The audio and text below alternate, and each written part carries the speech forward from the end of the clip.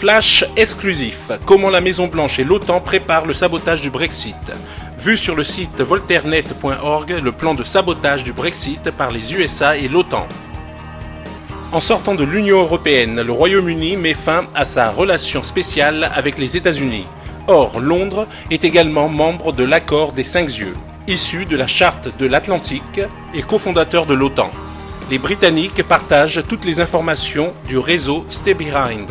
Laisser partir le Royaume-Uni signifie donc assister à l'écroulement de l'ensemble du système de domination anglo-saxon sur le monde. Le Conseil de sécurité des États-Unis a mis au point un plan visant à arrimer le Royaume-Uni aux structures atlantiques.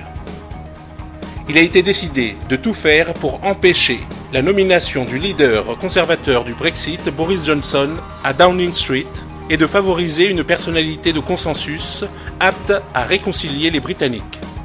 Cette personnalité négocierait les modalités de sortie de l'Union européenne. De son côté, l'Union proposerait de substituer aux accords actuels des dispositions presque identiques.